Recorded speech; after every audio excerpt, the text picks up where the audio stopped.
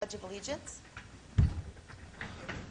I pledge allegiance to the flag of the United States of America and to the republic for which it stands, one nation, under God, indivisible, with liberty and justice for all.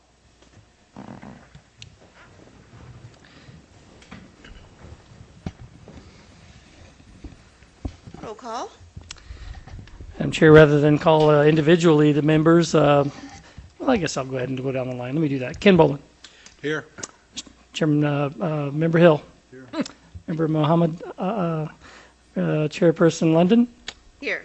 And Member Albee. Here. And Member Marsh. Here. And we know that Matt Duran said he could not be here tonight out of town, so we have a quorum. Thank you. Okay. Approval of minutes for July 6th, 2016.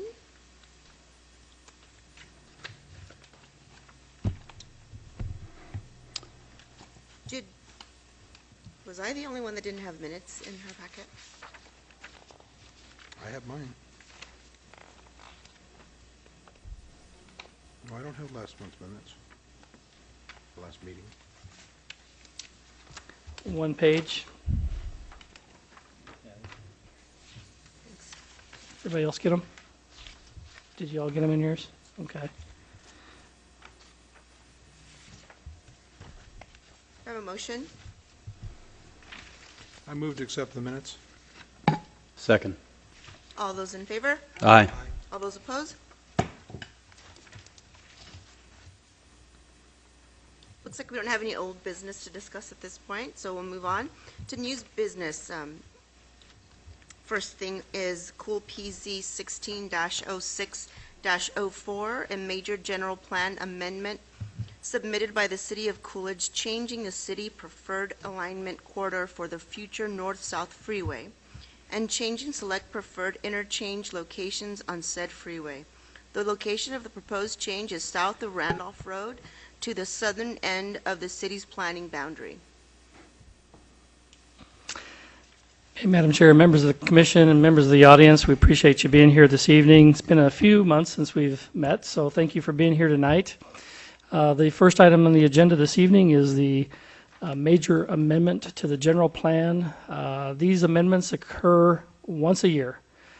Major amendments by statute when modifications are made to a transportation component of our general plan, such as the ones we're proposing this evening, can only be contemplated one time a year. And every year the City Council designates the time and place for these public hearings, along with the deadline to submit these types of applications. This application was submitted by the city staff. It's a City of Coolidge staff-initiated amendment, and much of our recommendations this evening are being made primarily related to some of our knowledge of what's being planned in this area. As you can see on the exhibit before you and on the screen this evening, on the left-hand side of the map is the existing general plan transportation map, transportation plan. And you can see on that exhibit where there's a large oval in the middle there, kind of shows the current in our existing plan, the location of the proposed north-south freeway corridor that's been in discussion for several years now, actually, with the Arizona Department of Transportation, a lot of other stakeholders. They're still continuing to do studies. They have not refined a specific alignment for this corridor, for this roadway or this highway that would eventually connect the state US 60 out by Apache Junction with I-10 just south of Eloy near Picacho. The exhibit that we have in our current plan shows the alignment running approximately a quarter mile east of the Union Pacific Railroad tracks.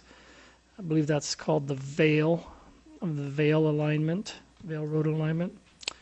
And what we are proposing, and you see the X marks, or the plus signs, I guess, on the exhibit, are the locations of future potential interchanges that would occur along that north-south freeway corridor. For the benefit of those that might be watching tonight and in the audience and commission, this proposed corridor is something, there's no funding for this corridor, there's no timeline to develop this. It's merely a planning function now to eventually determine or narrow in where the preferred alignment would be. And then as cities work with developers and others, we could begin to require dedications of rights of ways and ensure that development proposals in the future don't detract from a future possible alignment, which would just simply drive up the cost of this when it is built. On the right-hand side, the line looks a little more, it's not as straight, it's a little curvier as you can see, but it primarily enters the city at the same location. The city limits is the pink line down at Hauser Road. Come up and then it slightly veers off to the right, to the east, and then kind of meanders up through there and ultimately makes the same kind of connection with where the corridor is today. Again, this alignment is not set in stone. The Arizona Department of Transportation will ultimately decide the alignment, but this illustration best illustrates the alignment that would be preferred based on some known planning that's going on with a major property owner in the area that has acquired property from, or is acquiring property from the city of Mesa, the old water farm property. As you know, the city annexed this area. We entered into a pre-annexation development agreement with the city of Mesa and the Pinal Land Holdings Group. There's a proposal at some point in time just north of Hauser to have a large rail-served industrial park, logistics park, as well as what they are referring to as an inland port. Basically an area where you would have trains coming in with freight from the port city over in port cities in Los Angeles, carrying the freight into this area where it's then offloaded, eventually inspected here as an inland port through inspections, put on trucks, and then product distributed from this area. Very interesting concept that would generate a very large development plan, more traffic, and a lot more employment for that area. You can see that right now what we have intersection in the new proposal at Hauser Road rather than Shed Road. You can see them to the left. We are recommending that the intersection at Shed Road be shifted slightly to the south to be in alignment with Hauser Road.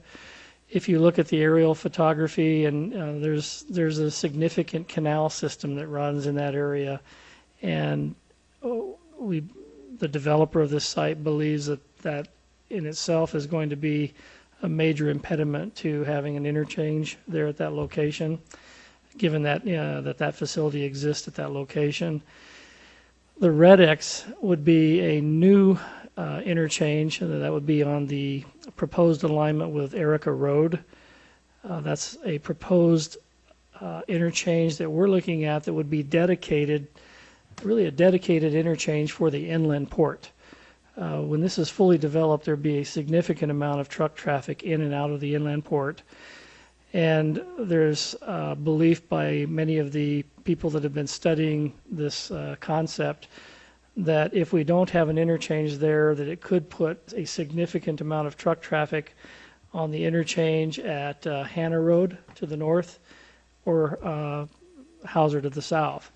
And so they wanted a dedicated interchange there that would bring the major semi-trucks, the number of trucks in and out at that dedicated interchange to serve the inland port area. So that's why we were proposing in an interchange there. It kind of is counter to the ADOT's philosophy and their desire to try to have these interchanges at 2-mile spacings. Their preference is to keep them 2 miles apart, so you avoid the queuing conflicts on a freeway, much like you see up in the valley when these interchanges are only a mile apart. That's where you get your congestion when people are trying to, queue over into the exit lane, people trying to get on and off, and that 1 mile distance is a little complicated. We believe this would work here if it is dedicated truly to an inland port. The major trucks that would, it'd be primarily the trucks that would be getting in and off at this location as well as employees. This wouldn't be a major interchange to service a regional area, more specific to serve the inland port development. And then the other interchanges are pretty much in the same locations. But tonight we are having basically this public hearing to entertain questions, to obtain questions and try to answer the best we can with those questions, provide answers to those questions. And then we'll go to the City Council in November, at both meetings in November at the City Council, to have another public hearing and ultimately a decision by the City Council on this plan. It's part of the requirements of the state statute. We were required to send out a 60-day notice to several jurisdictions throughout our area, our planning area. We did receive a letter back from Pinal County, from a Lewis Anderson. It's in your packet, saying that they are in receipt of the general plan amendment request dated July 14, 2016. They are in agreement with the Coolidge's general plan amendment and support the change and alignment of the north-south freeway. And like I've said tonight, keep in mind that the ultimate configuration will be determined by ADOT. And so I'll repeat what they said as well. I know that Pinal Land Holdings has been working closely with Pinal County as well, and they are very much aware of what their development plans consist of. We did receive another letter from JLC Family Investments, and they also wrote a letter expressing some concerns about the proposed general plan amendment. One concern was they prefer an alignment in the area Kleck Road, Kleck and the north-south freeway. We are showing a planned future interchange at Kleck and the north-south freeway, so while they said that they would prefer that, our plan does call for that. You can see the intersection on the Kleck Road alignment, which is going to be a major east-west parkway connecting I-10 to the north-south freeway corridor in the future. They also said that Coolidge Avenue is the major east-west route through the center of Coolidge. Therefore, they felt that an interchange on the north-south freeway should be located on Coolidge Avenue. In this, that's beyond the scope of our proposed amendments. One of the reasons why we do not show a interchange at the Coolidge Road alignment, which eventually extends out to the airport, is that when it comes into town, it really narrows. And so these interchanges typically are along the major arterial routes or principal arterial routes. And so that's why we don't show in the current plan, nor are we showing in the proposed amendment, a future interchange at the Coolidge Road or Coolidge Avenue alignment. They also say they're supportive of a north-south freeway alignment between Steele and Hauser roads that brings the freeway on the existing alignment to State Route 87. In the development of our general plan, the consensus of the community and the Planning and Zoning Commission and City Council was to not have the north-south freeway corridor on the Highway 87 alignment.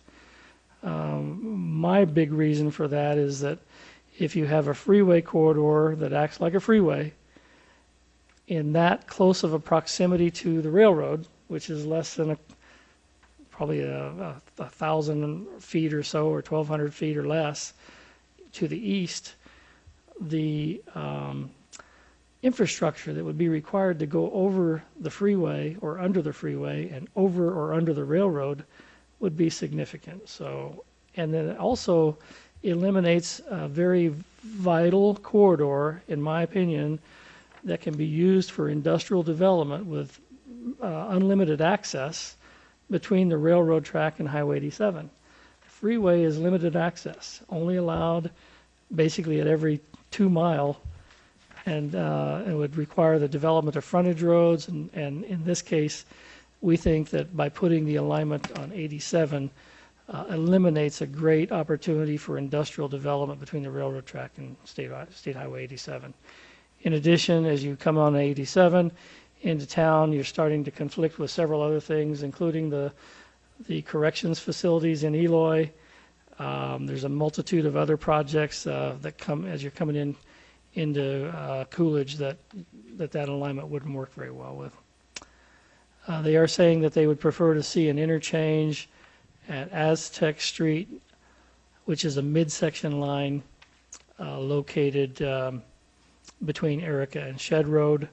Again, all of our intersections on the plan that we developed in our process would follow not midsection lines, which tend to be collector streets. They would follow the section line rights of ways, which are more in line with the major principal arterials.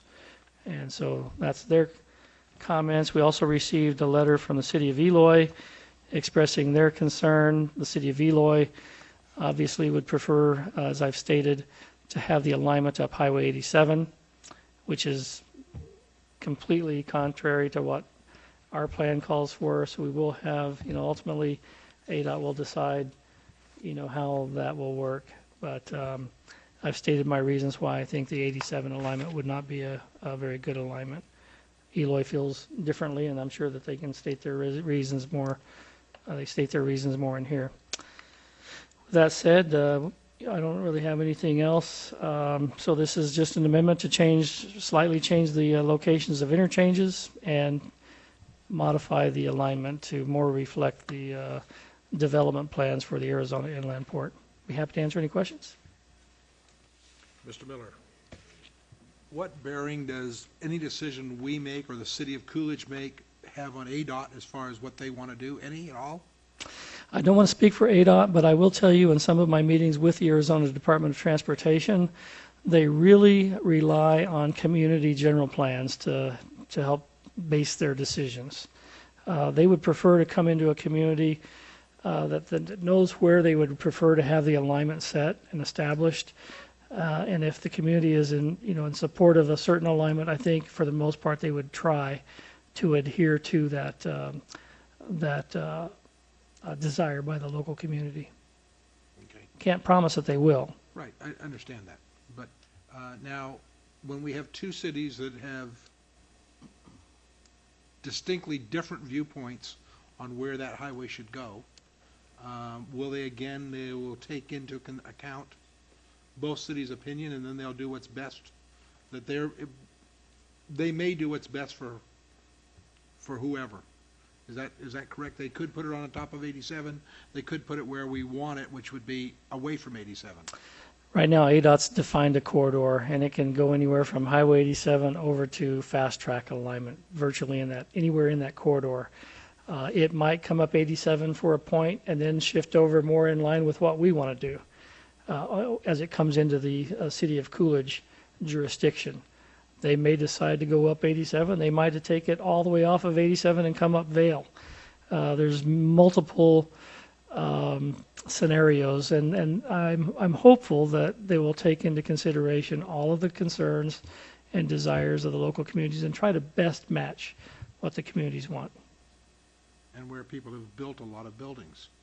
Yes, and where they've built a lot of buildings. And I know I worked in Eloy for 2.5 years, and I do know at one time that the city of Eloy entered into development agreements with large landholders to the east of the railroad track in the vicinity of Fast Track. And the city of Eloy at that time in those development agreements had committed to the alignment being along Fast Track. And so now they're kind of going against those development agreements. I'm not sure how long those last, or if they've terminated those agreements or what's going on there. But what I'm seeing now is a little inconsistent with what those agreements were with those developers when they were getting their entitlements. Okay, thank you.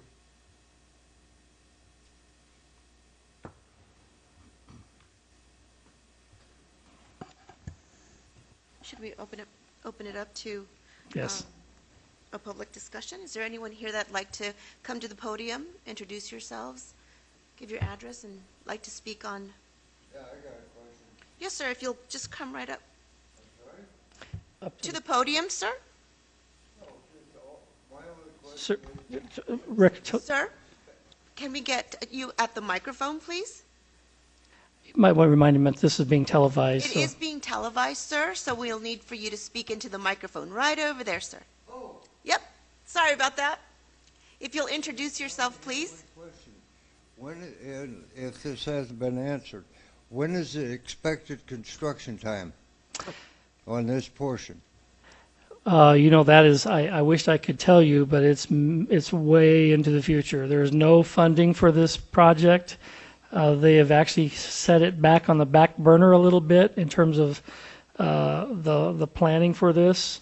I know that the Arizona Department of Transportation is working on several projects.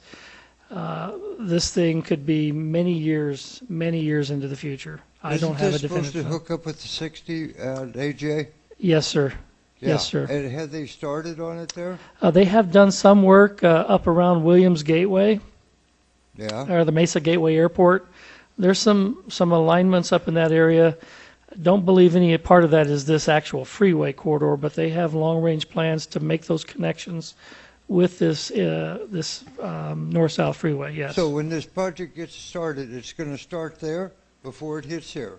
I can't speak for ADOT. My guess is I would be speculating by Are they answering going to that be starting question. it in sections? Again, that's more of a question for your ADOT officials. I don't have You don't know. an answer to that, and I don't think they have an answer yet. They don't even know where the road's going to be yet. Okay, one last question. When do you anticipate it? Anticipate? 5 years, 10 years, 100 years? Tomorrow? You're asking me to pull out a crystal ball. It's hard to project. I'm just asking for your honest opinion. Yeah, my honest opinion, this thing is well out, 20 years plus. All right. Thank you. Thank you, sir.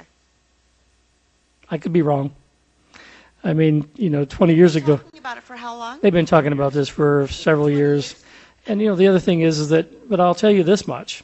If you, right now, the growth is, obviously the economic recession slowed a lot of the development activity down. Ken Boland knows this better than anybody. But in 1990, Ahwatukee did not exist. Queen Creek was just a wide intersection, very rural. Maricopa was just a few, maybe even 1,200 people. If you look at what's happened since 1990, and much of that occurring during the boom, which I don't know that we're going to see again anytime soon, if that type of development activity were to come back into play, which it could, it would expedite this freeway. But I don't see it happening right now for quite some time. Wished I could answer your question, but. Is there anybody else that'd like to ask a question or make a comment?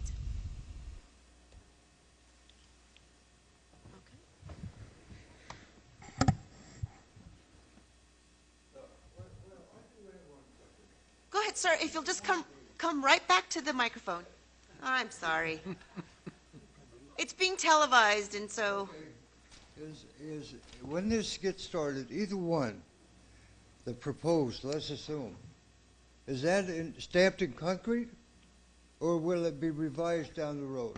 Or do you know that? Yeah, I can guarantee that nothing is stamped in concrete today, and there are probably going to be multiple revisions based on further environmental studies, geological studies, soil studies. There's ownership.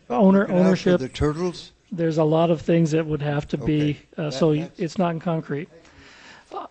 I would tell you this, though, that this is a very important freeway corridor. This really will make a big difference to the development of the city of Coolidge and the surrounding region. As we all know, I-10 is a parking lot on many occasions. If there's a major accident, freeway gets closed. There just aren't too many options for the Southeast Valley to get down to Tucson and to I-10, which takes you all the way over to Florida. It becomes a real bottleneck along the I-10, and as traffic increases as a result of the development, there's going to be greater and greater pressure for this freeway corridor connecting the East Valley with the I-10. So I think it will be a game changer for the region when it does happen.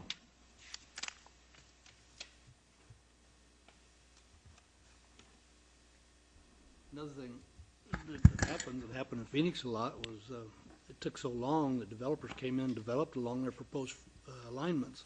Then they end up having to shift the alignments later on because it got developed. So. Absolutely correct. It's best to study these things out and try to find or determine the alignment ahead of the development. Certainly much less costly if we know the alignment and can require the developers to dedicate that right-of-way along these alignments rather than have them build in an area that will eventually have to be torn out. If houses might have to get torn out, businesses might have to get torn out through whatever process. It's better to think ahead, plan these corridors, set the alignments, and when they are necessary, at least you don't have all the cost of moving people or moving businesses. Like they did now at Tukey. Yes, I mean that's a good example of what you shouldn't do, and Are we ready for a motion? Anyone else have any questions? Can I get a motion? I'll make a motion to approve, was that 160604? 1607. 0704? I'm not 7 yet, are we? 160704? I second the motion to approve Cool PZ 160704. All those in favor? Aye. Aye. All those opposed? Okay. Cool PZ 16-0905, CUP, a conditional use permit requested, submitted by Sean Dugan on behalf of 76 Spirits for a medical marijuana cultivation facility located at 854 West Highway 287. Assessor's parcel number 401-12-0026. G.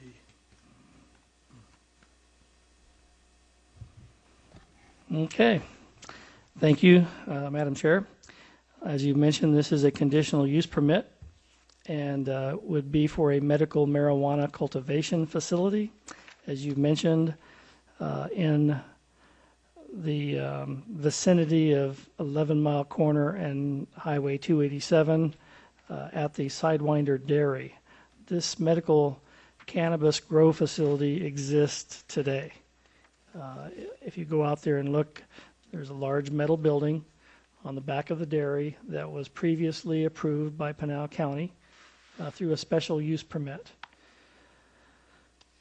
That special use permit, basically, as I understand it, is valid and they have to go through every year a renewal process to continue to receive approval of this activity at this location every year. In conversations that I was having with another property owner immediately to the east of this cultivation facility, there is an old cotton gin, hence the name, of an annexation that the council's working on, which you won't see. They're working, in fact, you probably saw it in tonight's paper, the gin annexation. The property owner that owns that old cotton gin wanted to be annexed into the city of Coolidge. I've been in touch with property owners along Highway 87 and 11 Mile Corner Road, and it's owned by an LLC that has also expressed some interest in being annexed by the city. Through those conversations, we and Tim Hansen, we came to learn that the Sidewinder Dairy would also be interested in having this property annexed. They will not, however, sign off in favor of the annexation unless they have some knowledge that the Planning and Zoning Commission will honor the their special use permit to allow their grow operation to continue on this property.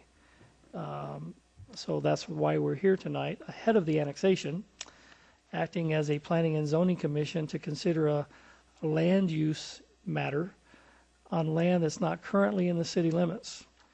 Much like some of the zoning decisions that we make prior to annexation, providing these landowners some assurance that the zoning that they're requesting would be approved if they were annexed. So Tonight, we are conducting this hearing for the conditional use permit to allow the grow operation. And again, it's not to create a new one, it's there already. And if this conditional use permit is approved and forwarded to the city council, then they're more than likely, that would happen the same night the annexation happens. This conditional use permit doesn't go to the city council. It only stops here at the Planning and Zoning Commission. There's no recommendation by the commission on a conditional use permit. It doesn't get forwarded to council for approval. Your decision on conditional use permits stop here. If it's annexed, then they can continue to operate this facility at this location. I hope I didn't confuse the matter there. Happy to answer any questions. We are recommending approval of the conditional use permit as it is an existing operation.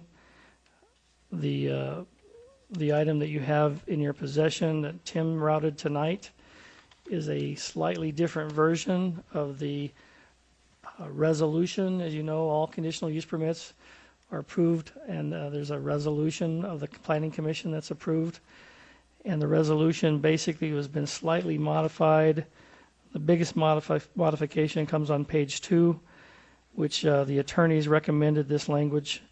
And the language says this conditional use permit shall automatically terminate and be of no force and effect if the city's annexation of the subject property does not, for any reason, become effective and final pursuant to the Arizona Revised Statutes 9-471 on or before October 15th, 2017. That's the annexation. So if it's not annexed by the council, your decision tonight on this doesn't matter because it's not going to be in the city limits. It won't be in effect. Sir, if we approve this and it does get annexed, we'll be providing sewer or trash service to that facility. We'll be providing police and all city services out there. Sewer will not. There's no city sewer out there. This facility is not served by any sewer system today. Police and fire, obviously we do have to provide those services to areas within the city limits, but sewer, no. The closest fire station we have is out by Martin Valley. Well, there is a fire station there that's not currently in service, but it could be put into service. The closest fire station today would be the downtown fire station. Is that more than 12 miles from that Oh, location? I'm sure it is, yeah. Okay. I don't know what effect it'll have on Mr. Dugan's insurance policies having fire protection that's that far away. Probably no different than what he currently has. I don't think that he's getting much of fire protection there as it currently stands. Well, he could subscribe to Rural Metro, which would be closer than we are. Well, and there's also, I can let you know that there's mutual aid agreements between the various cities to provide mutual aid. We had recently, fire department from the Gila River actually came to a fire in Coolidge. Eloy and Coolidge and Casa Grande have these mutual aid agreements. If there's a need to respond, those responses are facilitated. But it is in an area that's, there's a large area that was annexed, even south of here, the light blue area on the east side of 11 Mile Corner. That's where our existing city limits is today. We've annexed down south of 287, down across from the fairgrounds. We've annexed even further south. If the prior case, we've annexed all the way down to Hauser Road. Are we providing trash service to those areas now? Most of the areas that we've annexed have not, there's no development on them. They're vacant farm fields. Whether we would provide trash service to this facility, I think that we could contemplate working with them on an agreement to have them continue private trash service, but that would be up to our Public Works Department to decide. Commissioner Boland, we don't provide city trash service to any commercial operations. They have to contract with RAD. Okay. And this location is 10.5 miles from the city fire department. Okay. Is there a residence on that property at all? I'm trying to remember if they have a home or not. Is it An office. Bottom line is they're going to get trash service either from us or RAD or a private carrier. I'm just looking at extending our services that far. That's all I'm thinking about, and the costs and whether we have the the ability to do that. I mean, if I was annexed into the city, I would want trash service to my residents if I lived out there, and that's why I'm asking that question from their standpoint I haven't discussed this with them. And again, I think if it probably doesn't make economic sense for us to run a trash truck or a refuse truck out there to that location, and in all probability, we'd want them to continue using their current, the RAD services that they currently have. Do we make those when we're doing these kind of things, not just for this side, but for others, do we make some kind of a statement to them that we're not going to provide trash service to that particular area at this time? Prior to the annexation, we'll let them know what services they will receive and won't receive. Okay, great. Yeah, and I don't think it's any surprise. I think these are good questions that came up at the council meeting when we had our public hearing on the annexation. And not every property has the same services, depending on where you are from the existing facilities. Over time, as the area develops, and with this, and it's not really subject to this case, which is a conditional use permit. So where the questions you're asking are more annexation questions, which the council ultimately decides. But from a services standpoint, we do a infrastructure and services plan prior to the council adoption of the annexation ordinances that basically says these are the services we have and that will be provided to this area upon annexation. And we get responses from every one of the departments to provide those services. The conditional use permit becomes attached to the land Yes. so that it can always be, no matter who happens to own that land, it will be approved to use it for that reason. Correct. So how will that affect neighboring land? Should a builder come in and want to build a development east, west, sideways, wherever around his property, will that negatively affect him on operating his business at that location? Are you talking about the proposed use? The medical cannabis grow facility? I doubt any more than the dairy. Okay. You're in an area that's predominantly agriculture. If you look at the general plan that we talked about on the prior case, and you look at this property or surrounding this cultivation facility, it's not designated for urban development. It's designated for future agricultural activities. That doesn't mean that it will never be developed for urban residential development. But I can probably say safely that it won't always be a medical cannabis facility too. When the land becomes too valuable for them to operate this dairy, which is the principal use on this property, in all likelihood, they're going to go out to the next place where growth is going to happen, and they're going to set up the next dairy. And they're going to wait for that growth to come out there and escalate the value of their dairy, and they're going to sell it. That's what they tend to do. Historically, they've been doing that for some time. Well, it's a smart business decision. Absolutely. So the medical cannabis facility today the use is appropriate. It doesn't have any negative impacts, and someday, again, who knows when, it won't be the highest and best use, and we'll probably find a different location. But today it seems reasonable use at this location. And the laws in the country change, it may become the highest and best use for that whole area. Could be cash crop, but it is again where this is a use that's already there. We're not approving a new cannabis facility. It's there today. Yeah. It's just agreeing to have it continue if it's annexed into the city. We have another one in the city now that operates real well from everything I've heard, and never heard any negatives about it, so Yeah. I'm all for it. Can we open it up to the public to see if anyone has any comments, questions? If you'd like to make a comment, please come to the podium, state your name. All right. Do I have a motion? And remember it is. Oh, you do. I'm sorry, Oh, I'm sir. sorry. I do have a couple questions on it. First off, is this request is for a 9,000 square foot cultivation and 5 acres of outdoor grow, yet we're being asked to make a motion right now on 50 acres. The facility that you have before you and their plan is what you would be accepting.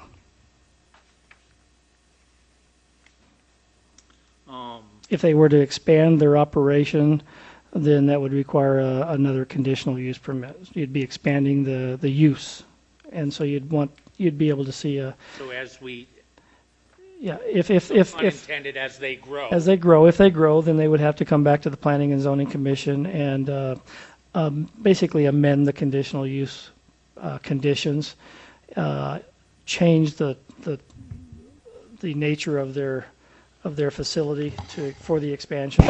I talked to Tim about this, and he might be able to better address this, but my understanding is, while you said there's an outdoor grow, I don't believe that that's their intention. There may be some restrictions that won't let them do that.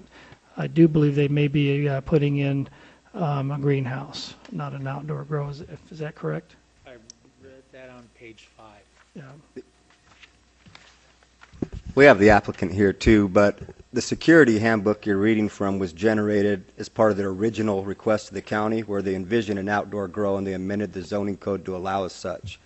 Their special use permit that they were subsequently granted did not allow for that outdoor use. The manual was put together prior to that, and so the security procedures were in place, but they do not currently grow outside. They have the building. They do have plans to expand in some greenhouses, but nothing outside. And our zoning code does not allow for outdoor grow either. It would be a prohibited use in the city. Greenhouses, as you know, we would entertain greenhouse if they wanted to build greenhouses on the site. If the, can I ask one real quick? If they change from medical to recreational, depending on the vote in November, would they have to go through another, it covers everything? It's Yeah. just the... It's a grow operation. It doesn't matter Yeah. what the Yeah, purpose is? if the law changes to allow recreational use of marijuana in the state of Arizona, They don't need it anything doesn't else? change the use. It's still Okay. grow. Okay, thank you. That's it. It might change the volume. I don't see anything in this resolution that I can see that states that they are going to be doing it at a certain size or a certain, any limitations at all, only that they are being allowed to do it on that property. For the Doesn't say property, how many acres or square like feet every other or conditional use. anything that I can see. That's not the resolution. The resolution has got 3 pages to it. The resolution does not restrict it to the building. It restricts it to the property, much like the other ones we've done. We grant it for the property. Let me just add that though. This was existing, permitted through the county. If it's annexed into the city and they come in to expand the operation, they'd have to go through what we call a major site plan review, much like you had to do when you expanded the other one. And so, because they're coming to the city, it doesn't prevent them from having to go through public process to expand this operation. They'll have to go through a conditional use permit. Now, if you want to limit the size, then you'd have to specify that in here. I'm not trying to limit anything, but I want to make sure that we realize it's not limited. Okay, so that everybody here understands that we are granting this company on the land they own, which not necessarily is all the land that we're talking about, because they could buy more land, but if it was a... It's limited to this land. If they bought more, they'd have to get a conditional use permit on the additional land that they acquire. But it's currently zoned agricultural, correct? Yes. And if it was rezoned I-2, the city would see revenue from impact fees and other sorts of fees that... Impact fees are not tied to zoning. They're tied to building permits, so the zoning has nothing to do with the impact fees. Zoning also doesn't impact taxes. The taxes are calculated based on the use and not the zoning. So, and that's more of a county thing. So to be clear, I think your questions are valid and have brought up a good point. This conditional use permit is written, is for the 50-acre site, plus or minus 50 acres, that currently houses a metal building that's used as an indoor grow facility.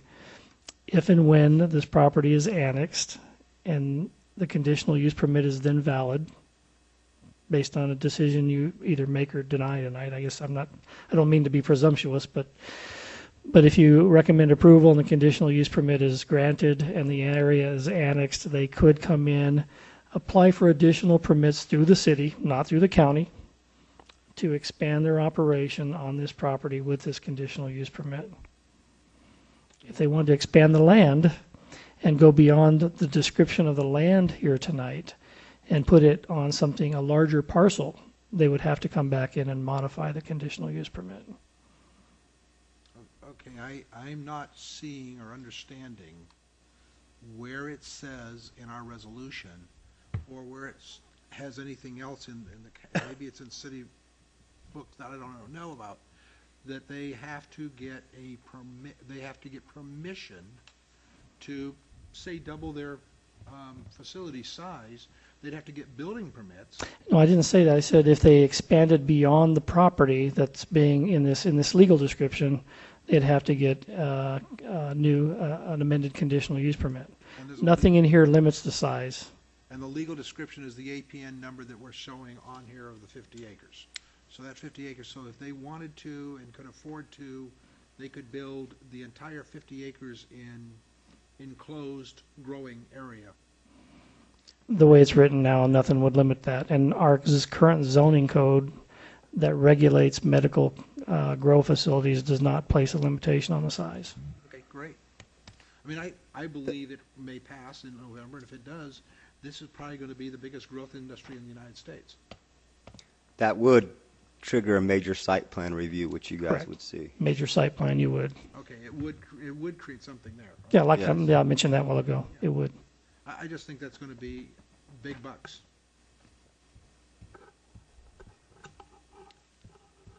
Any more questions, comments?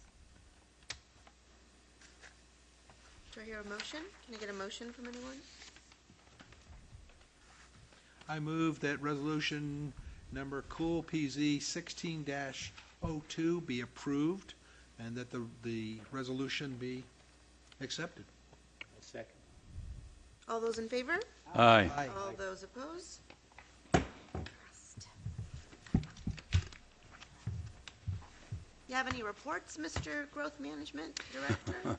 Ooh, I'm just kind of, I think, remember Marsh asked me if my wheels were falling off yet. I've got a lot on my plate, obviously carrying two jobs. I am very deeply honored and humbled to be serving as a city manager for Coolidge.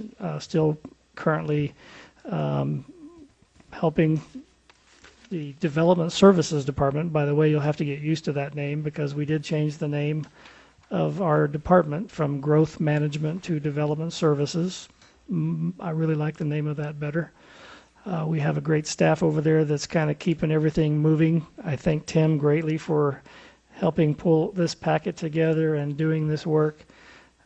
Certainly have relied on him to facilitate that for me.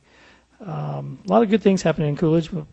We have the Coolidge Days coming up this weekend. Don't forget. We've got a really nice garden party coming up over at the Artisan Village on the 29th. There's a Veterans Day parade and a honor celebration over at the Artisan Village Honor Park on November the 12th, Saturday. Multiple things to do in Coolidge. If you can't find something to do, you just are not looking very hard. A lot of good things happening at the Circle K. I understand. I walked through there yesterday with the contractor. They're hoping to have that open on the 21st. So it's a beautiful facility, much needed, and I think will be a really nice addition to the city. And they're going to close the north one? You know, I can't speak for Circle K. I've heard that may be true, but I don't know. I have not heard from an official yet, but I think that might happen. And two been across the street in Florence. Yeah, who knows? Let's see what else. We sent out a request for proposals on the former Cohen building property in the downtown. And we opened up one of their development proposals today. Stay tuned. We're going to be working on trying to get that property redeveloped in the very near future. That property was gifted to the city by the landholders that held that property. and we're going to put it back into good use, hopefully, very soon by negotiating a deal with a potential user. If all works well, we'll see that vacant property redeveloped, and that'll be one of the first new constructions in the downtown for quite a while. We are annexing the remaining southern portion of the airport property. That's on the agenda for council. We've already annexed the majority of the airport, but we do have a remaining piece left to annex, about 700 acres, I think. And the benefit of those annexations, including the one we're talking about tonight, which is not on your agenda, but that relates to the conditional use permit, is that these properties do develop, and we are going to be starting a taxiway project to completely rehabilitate and extend taxiway B along the north apron at the airport. The contractor that will be approved at the next council meeting to do that project will pay the city a sales tax, a construction sales tax, I think amounting to about $33,000 that we wouldn't get if it weren't annexed into the city. So sales tax benefits from construction is beneficial to the city in helping us provide the services that we do provide. And that's about it. Stay tuned. Terrific. Thank you. Any member of the public would like to make a statement now or share anything with the commission? All right. Make a motion to adjourn, anyone? I'd like to make a motion to adjourn. I'll second that. All those in favor? Aye. All those opposed? Good night, everyone. Thank